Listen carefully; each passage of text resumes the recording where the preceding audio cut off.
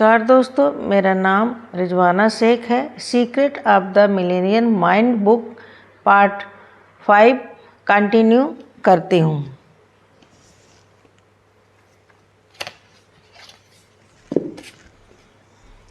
हमारे समय के महान आविष्कारक और दार्शनिक बकमिस्टर फुलर ने कहा है, हमारे जीवन का उद्देश्य इस पीढ़ी और आगे आने वाली पीढ़ियों के लोगों का मूल्य बढ़ाना है।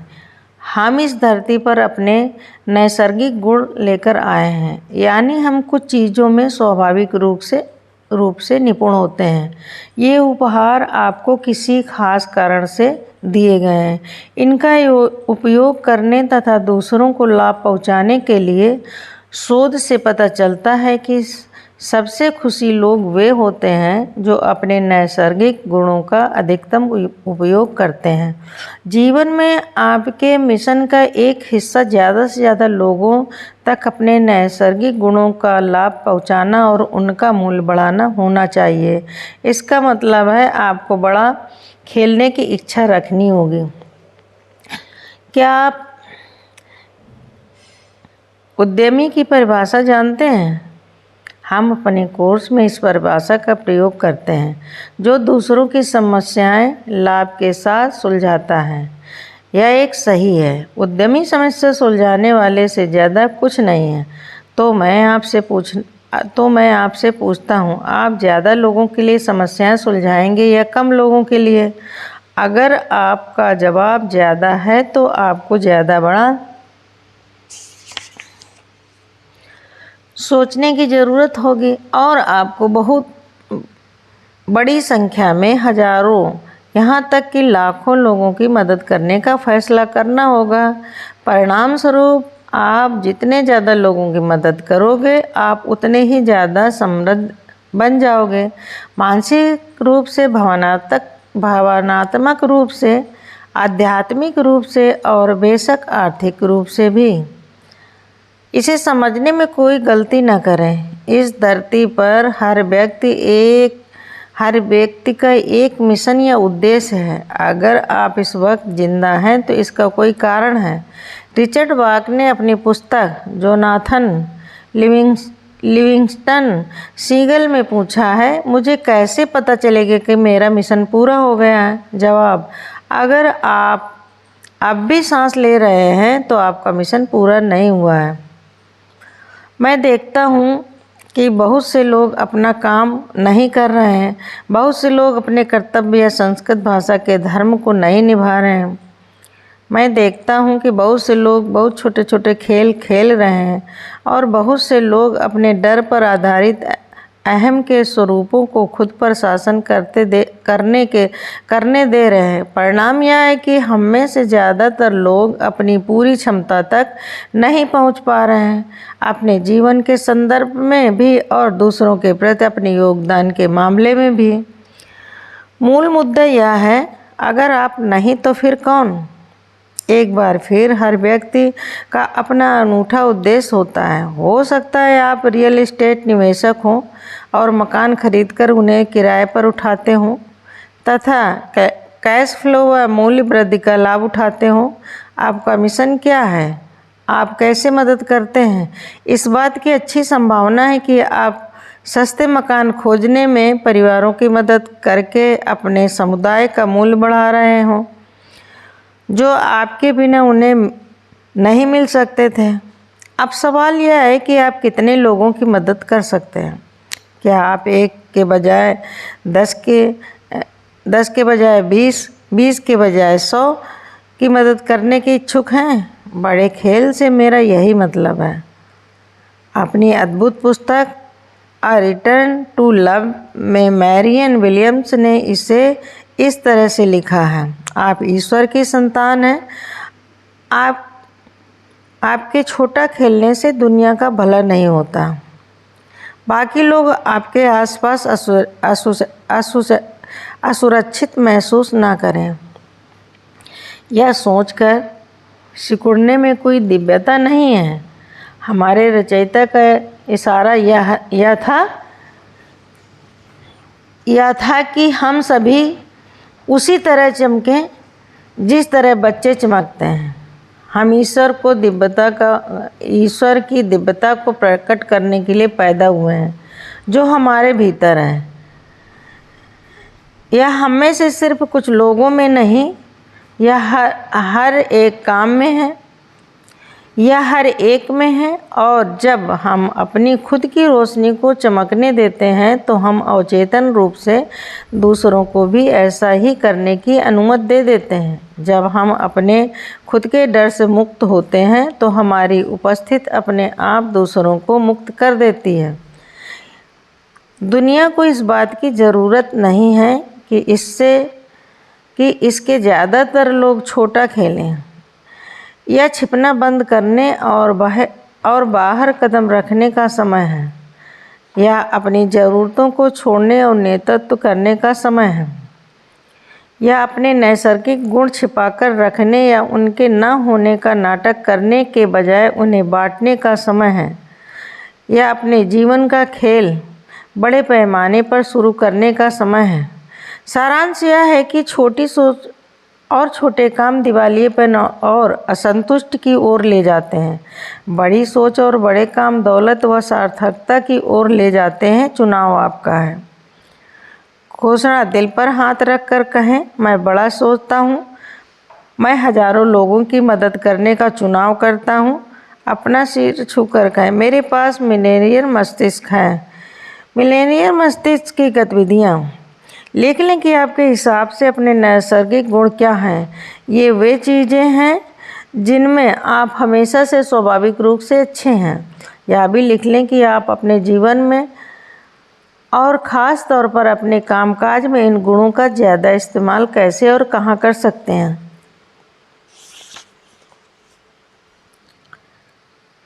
जिम रोज़मेरी की सफलता की कहानी।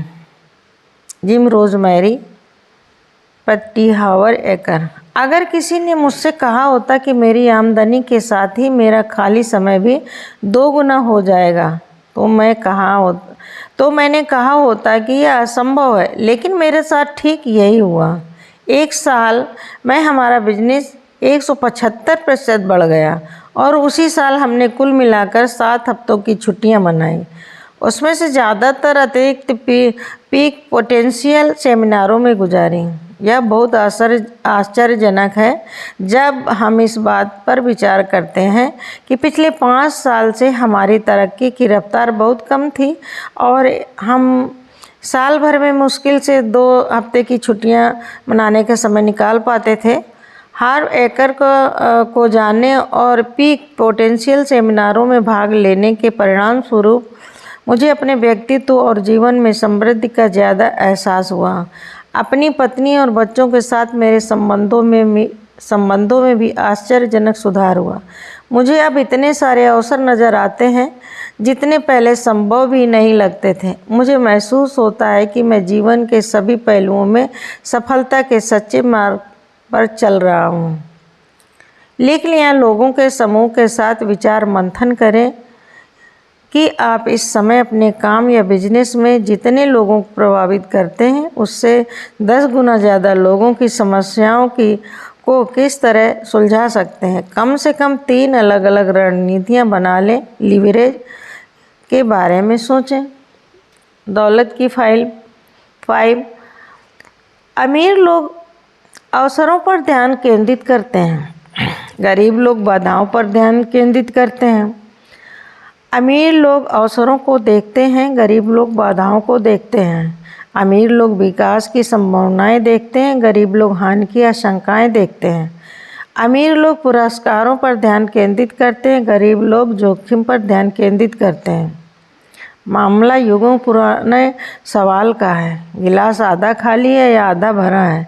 लेकिन यहाँ हम सकारात्मक चिंतन की बात नहीं कर रहे हैं, हम तो दुनिया को देखने के आपके आदतन दृष्टिकोण की बात कर रहे हैं। गरीब लोग डर के आधार पर विकल्प चुनते हैं। उनका दिमाग लगातार खोजता है कि किसी स्थिति में क्या गलत है या गलत हो सकता है। उनकी मूलभूत मानसिकता होती है, अगर यह काम नहीं करेगा तो क्या होगा। या काम नहीं करेगा। मध्यवर्गीय लोग थोड़े ज़्यादा आशावादी होते हैं। उनकी मानसिकता होती है कि मुझे उम्मीद है कि यह काम करेगा। जैसा हम पहले भी कह चुके हैं, अमीर लोग अपने जीवन में मिलने वाले परिणामों की जिम्मेदारी लेते हैं और इस मानसिकता से काम करते हैं, यह काम करेगा क्योंकि मैं इसे काम करवाऊंगा। अमीर लोग सफलता की उम्मीद करते हैं। उन्हें अपनी क्षमताओं पर भरोसा होता है, उन्हें अपनी रचनात्मकता पर भरोसा होता है। उन्हें यकीन होता है कि अगर वे कामयाब न हुए तो भी वे सफल होने का कोई दूसरा तरीका खोज सकते हैं। आमतौर पर लाभ जितना ज़्यादा बड़ा होता है, जोखिम उतना ही बड़ा होता है। चूँकि अमीर लोग लगातार अवसर देखते हैं, इसलिए वे जोखिम लेने के इच्छुक होते हैं। अमीरों को यकीन होता है कि अगर बुरे से बुरा भी हो जाए तो भी वे हमेशा दौलत वापस पा सकते हैं। दूसरी तरफ गरीब लोग असफलता के बारे में लगातार आशंकित रहते हैं। उन्हें खुद पर और अपनी योग्यताओं पर भरोसा नहीं होता। गरीब लोग यह मानते हैं कि अगर स्थिति गड़बड़ हो गई तो वे तबाह हो जाएंगे। चूँकि वे लगातार बाधाओं को देखते हैं, इसलिए वे आमतौर पर जोखिम लेने के अनिच्छुक होते हैं। जोखिम नहीं तो लाभ नहीं। रिकॉर्ड के लिए हम यह कहना चाहते हैं कि जोखिम लेने का इच्छुक होने का यह मतलब नहीं है कि आप पैसे गंवाने के इच्छुक रहें।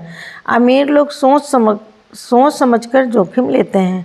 इसका मतलब है कि वे शोध करते हैं, आकलन करते हैं, करने में मेहनत करते हैं और फिर ठोस जानकारी तथा तथ्यों के आधार पर निर्णय लेते हैं। क्या अमीर लोग सोच विचार में बहुत समय लगाते हैं?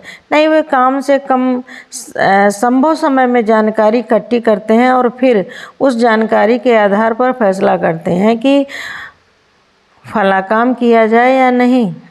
हालांकि गरीब लोग दावा करते हैं कि वे अवसर के लिए तैयारी कर रहे हैं, लेकिन आमतौर पर यह टाल मटोल करने का बहाना होता है। वे बुरी तरह घबराए होते हैं। वे हफ्तों, महीनों और यहाँ तक कि बरसों तक यूं ही करते रहते हैं और आमतौर पर तब तक अवसर हाथ से निकल जाता है। अक्सर वे अपनी स्थिति को तर्कसंगत बनाने के लिए कहते हैं, मैं तो तैयारी कर रहा था। निश्चित रूप से ऐसा ही था, लेकिन वे जब तैयारी कर रहे थे तब तक अमीर आदमी अंदर गया, बाहर निकला और इस दौरान उसने ढेर सारी दौलत कमा ली। मैं जानता हूँ कि मैं आगे जो कहने वाला हूँ वह आपको थोड़ा अजीब लग सकता है, क्योंकि मैं स्वयं की जिम्मेदारी पर बहुत जोर देता हूँ। बहरहाल मेरा मानना है कि अमीर बनने या किसी भी चीज़ में सफल होने में किस्मत का भी हाथ होता है। हो सकता है कि फुटबॉल मैच में विरोधी टीम का खिलाड़ी आपकी 1 गज की रेखा पर अपना नियंत्रण खो दे, जबकि खेल खत्म होने में सिर्फ 1 मिनट का समय बाकी हो और इस वजह से आपकी टीम मैच जीत जाए। गोल्फ में कोई गड़बड़ शॉट हमारी सीमा पर लगे पेन से टकराकर वापस घास पर लौट आए और होल से सिर्फ 3 इंच दूर रुक जाए। बिजनेस में आपने कितनी बार उस व्यक्ति के बारे में सुना है जिसने बाहरी इलाके का कोई प्लाट खरीदा और 10 साल बाद किसी बड़े कॉरपोरेशन ने वहां पर शॉपिंग सेंटर या ऑफिस बिल्डिंग बनाने का फैसला किया। परिणाम यह हुआ कि वह निवेशक एकाएक अमीर बन गया। तो आप बताएं कि यह उसकी बुद्धिमत्तापूर्ण व्यावसायिक निर्णय था या खुशकिस्मती थी? मेरा अंदाज़ा है कि वह हद तक दोनों का ही हाथ था। बहरहाल मुद्दे की बात यह है कि किस्मत या कोई भी अच्छी चीज़ आपकी राह में तब तक नहीं आएगी जब तक कि आप किसी तरह का कोई काम शुरू ही ना करें। वित्तीय सफलता पाने के लिए आपको कुछ करना होगा, कुछ खरीदना होगा या कुछ शुरू करना होगा, और जब आप ऐसा करते हैं तो यह किस्मत है या ब्रांड है या उच्चतर शक्ति है जो चमत्कारिक तरीके से आपकी मदद करती है, क्योंकि आपने वह काम करने का साहस और समर्पण दिखाया। मुझे लगता है कि ऐसा किस वजह से होता है यह ज़्यादातर महत्वपूर्ण नहीं है। महत्वपूर्ण बात तो यह है कि ऐसा होता है। दूसरा प्रमुख सिद्धांत जिसे यहाँ पर बताना उचित होगा यह है कि अमीर लोग उन चीज़ों पर ध्यान केंद्रित करते जिन्हें वे चाहते हैं, जबकि गरीब लोग उन चीज़ों पर ध्यान केंद्रित करते हैं जिन्हें वे नहीं चाहते।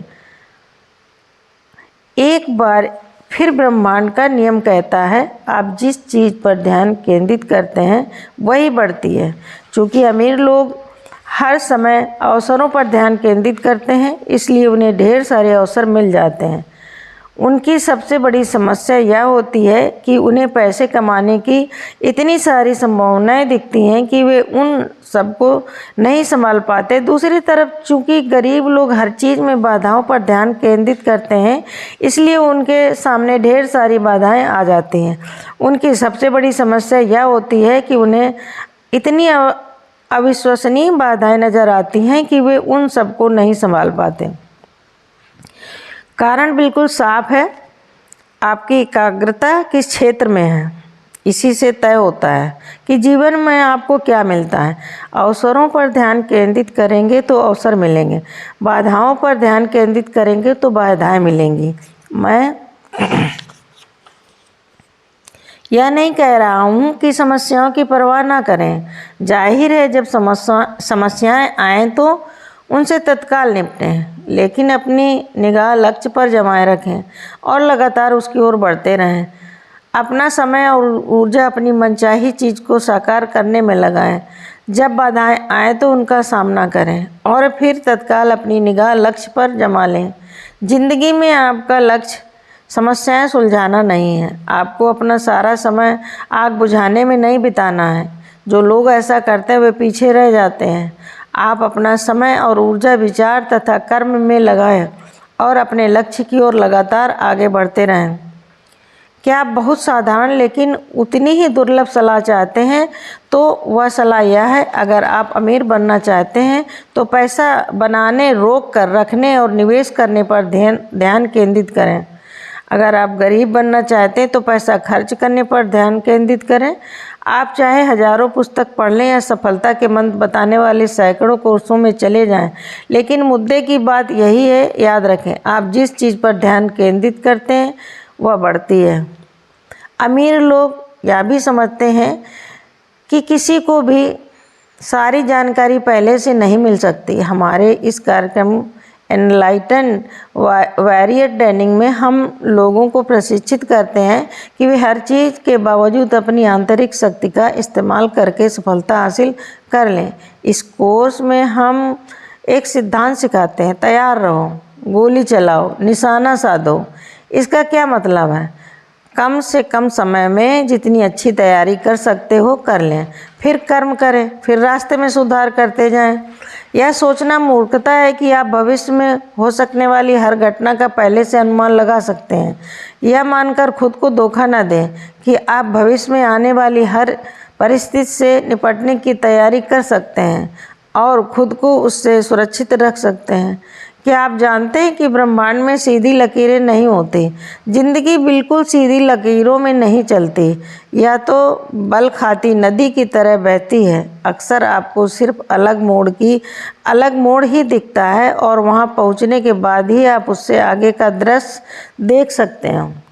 विचार यह है कि आपके पास जो भी हो, आप जहां भी हो, खेल में उतर जाएं। मैं इसे गलियारे में प्रवेश करना कहता हूँ। मिसाल के तौर पर बरसों पहले मैं फोर्ट लाडरडेल, फ्लोरिडा में रातकालीन डेजर्ट कैफ़े खोलने की योजना बना रहा था। मैंने जगह के विकल्पों और बाज़ार का अध्ययन किया। इसके साथ ही मैंने पता लगाया कि मुझे किन कामों की ज़रूरत है, मुझे किन सामानों की ज़रूरत है। मैंने केक, पाई, आइसक्रीम और कॉफ़ी के उपलब्ध प्रकारों पर भी शोध किया। नतीजा क्या निकला? पहली बड़ी समस्या, मैं मोटा हो गया। शोध के चक्कर में खाने पीने से मुझे कोई मदद नहीं मिली थी, तो मैंने खुद से पूछा, हार्व, इस बिजनेस का अध्ययन करने का सबसे अच्छा तरीका क्या है? फिर मैंने हार्व नाम के इस आदमी की बात सुनी, जो जाहिर है मुझसे ज़्यादा स्मार्ट था। अगर आप सचमुच किसी व्यवसाय की बारीकियां सीखना चाहते हैं तो उसमें उतर जाएं। उसको पहले दिन से ही उसका मालिक बनने की ज़रूरत नहीं। उस बिजनेस में नौकरी कर लो और गलियारे में पहुंच जाओ। आप किसी रेस्तरां में झाड़ू लगाकर या बर्तन मांजकर उसके बारे में जितना जानेंगे उतना बाहर रहकर 10 साल के शोध में भी नहीं जान पाएंगे। मैंने आपको बताया था ना कि वह मुझसे बहुत स्मार्ट था और मैंने यही किया। मैंने मदर बटलर्स पाई शॉप में नौकरी कर ली। काश मैं आपको बता सकता कि उन्होंने तत्काल मेरे बेहतरीन गुणों को पहचान लिया और पहले दिन ही मुझे सीईओ बना दिया। लेकिन न जाने क्यों वे मेरे प्रशासनिक नेतृत्व गुणों को नहीं देख पाए या उन्होंने उनकी परवाह ही नहीं की और इसलिए मैंने बस बॉय के रूप में काम शुरू किया। हाँ, फर्श पर झाड़ू लगाना और जूठे बर्तन हटाना इरादे की शक्ति कितनी मज़ेदार ढंग से काम करती है ना। आपको लग रहा होगा यह काम करने के लिए मुझे अपने आत्मसम्मान को भूलना पड़ा होगा, लेकिन सच्चाई तो यह है कि मैंने इसे इस तरह से देखा ही नहीं। मैं तो डेजर्ट बिजनेस सीखने के मिशन पर था। मैं किसी दूसरे के टिकट पर मिले सीखने की इस अवसर के लिए कृतज्ञ था और इस बात पर भी कि मुझे जेब खर्च के लिए थोड़ी चिल्लर भी मिल रही थी। बस बॉय के अपने काम के दौरान मैंने मैनेजर से बातचीत करने में ज़्यादा समय लगाया और आमदनी तथा लाभ के बारे में जानकारी ली। मैंने बॉक्स की जांच करके सप्लायर्स के नाम पता किए। यही नहीं, मैंने 4 बजे सुबह उठकर बेकर की मदद की ताकि बर्तनों, मूल सामग्री और उत्पन्न हो सकने वाली समस्याओं के बारे में जाना जा सके। पूरा सप्ताह गुजर गया और मुझे लगता है कि मेरा काम काफ़ी अच्छा रहा होगा, लेकिन मैनेजर ने मुझे बैठाकर पाई खिलाई और मुझे तालियां बजाए कैशियर बनाने का प्रस्ताव रखा। मैंने इसके बारे में काफ़ी लंबे समय तक यानी लगभग 1 सेकंड तक सोचा और फिर जवाब दिया, नहीं धन्यवाद। पहली बात तो यह थी कि कैश रजिस्टर के पीछे फंसकर रहना मैं ज़्यादा नहीं सीख सकता था। दूसरी बात, मैं जो सीखने आया था वह मैं पहले ही सीख चुका था। मिशन पूरा हो चुका था। तो गलियारे में रहने से मेरा यही मतलब है। इसका मतलब उस क्षेत्र में दाखिल होना है जहां आप भविष्य में रहना चाहते हैं। आप किसी भी ओहदे से यह काम शुरू कर सकते हैं या किसी बिजनेस के बारे में सीखने का सबसे अच्छा तरीका है, क्योंकि तब आप उसे अंदर से देखते हैं। दूसरी बात, आपको जिन संपर्कों की ज़रूरत है अंदर रहकर आप उन्हें आसानी से बना सकते हैं, जो आप बाहर रहकर कभी नहीं कर सकते थे।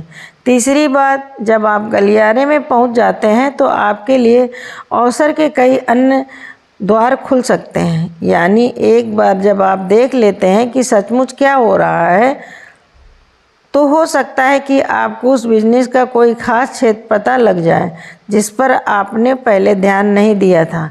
चौथी बात, आपको यह पता लगा सकता है कि आप असल में उस बिजनेस को पसंद ही नहीं करते हैं और ईश्वर का शुक्र है कि आपको यह बात ज़्यादा गहराई में गए बिना ही पता चल गई। तो मेरे मामले में इनमें से क्या हुआ?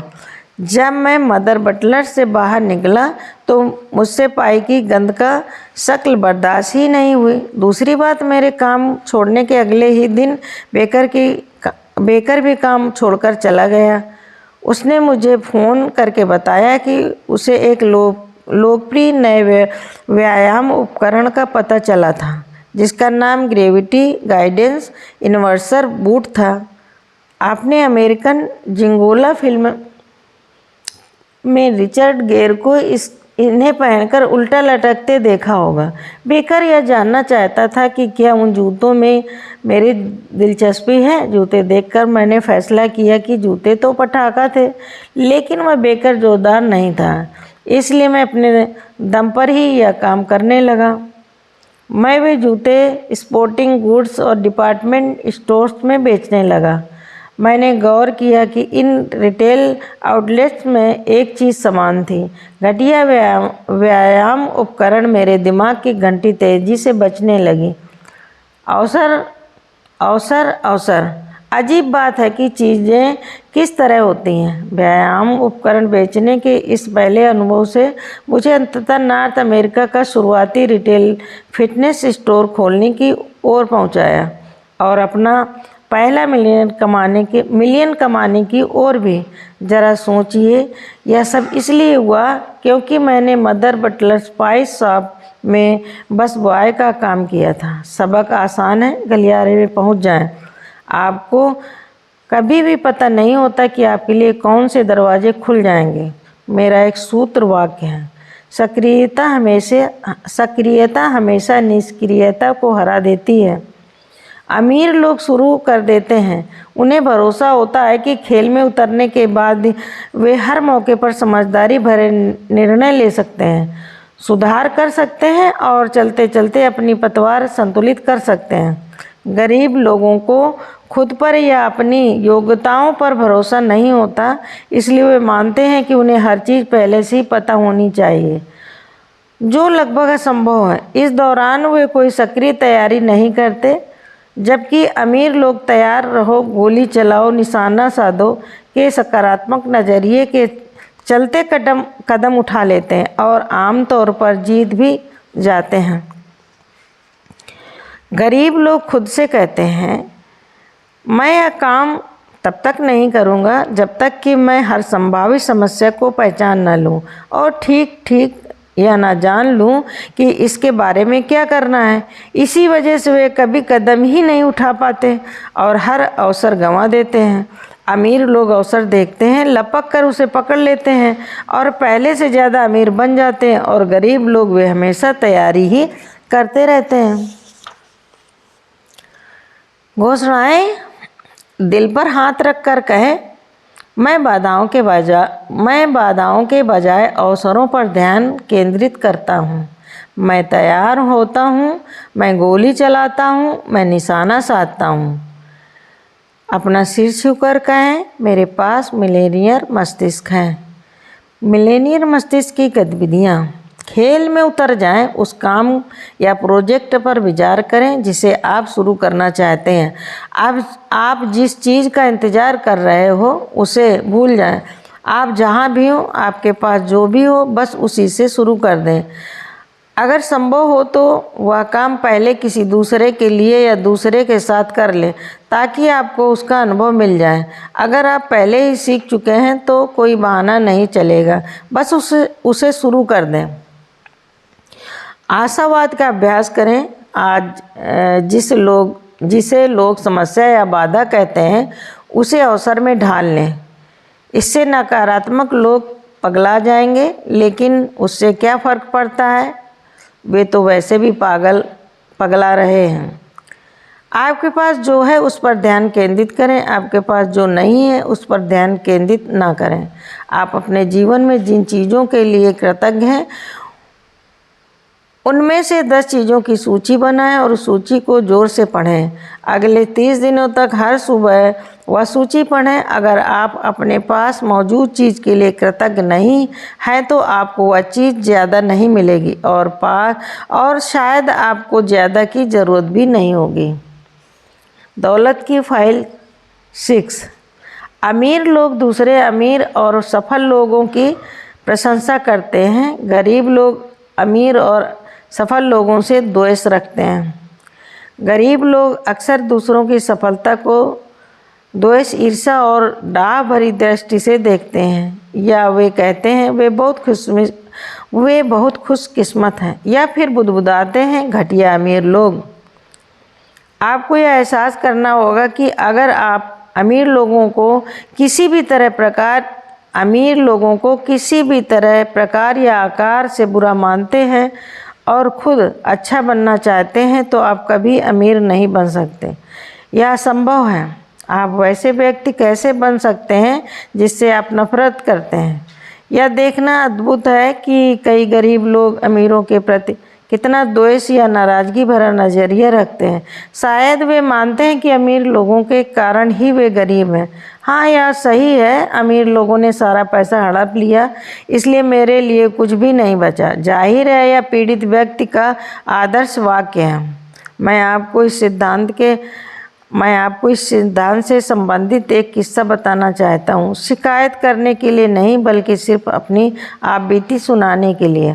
पुराने दौर में जब मैं वित्तीय मुश्किलों में गिरा था तो मैं एक पुरानी गंदी सी कार चलाता था। उस वक्त मुझे ट्रैफिक में लेन बदलने में कभी समस्या नहीं आती थी। हर कार वाला मुझे अंदर आने की जगह दे देता था। लेकिन जब मैं अमीर बन गया और मैंने एक शानदार नई काली जैगुआर कार खरीद ली तो स्थिति बदल गई। अचानक लोग मेरी कार को कट मारने लगे और जले पर नमक छिड़कने के लिए मुझे उंगली भी दिखाने लगे। लोग मेरी कार पर चीज़ें फेंकने लगे सिर्फ इसलिए क्योंकि मैं जगुआर जैसी शानदार कार चला रहा था। एक दिन मैं सैन डिएगो से गरीब इलाके से कार गुजार रहा था। एक दिन मैं सैन डिएगो के गरीब इलाके से कार से गुजर रहा था। मैं क्रिसमस पर एक परोपकारी संस्था को टर्की पहुंचाने जा रहा था। मेरी कार सनरूफ खुली थी। मेरे पीछे एक पिकअप ट्रक था जिसमें 4 गंदे से युवक बैठे थे। अचानक वे मेरी कार के साथ बास्केटबॉल खेलने लगे और मेरी खुली सनरूफ में बियर कैन फेंकने की कोशिश करने लगे। 5 जगह पर चिपकाने और कई खरोंचे लगाने के बाद वे मेरे पास चीखते हुए निकले, अमीर बदमाश। जाहिर है मैंने इसे सामान्य घटना माना, लेकिन सिर्फ 2 हफ्ते बाद मैंने एक दूसरे गरीब इलाके में अपनी कार सड़क पर खड़ी की। 10 मिनट से भी कम समय में जब मैं लौटा तो मैंने पाया कि कार के एक तरफ के पूरे हिस्से पर किसी ने चाबियों से निशान बना दिए थे।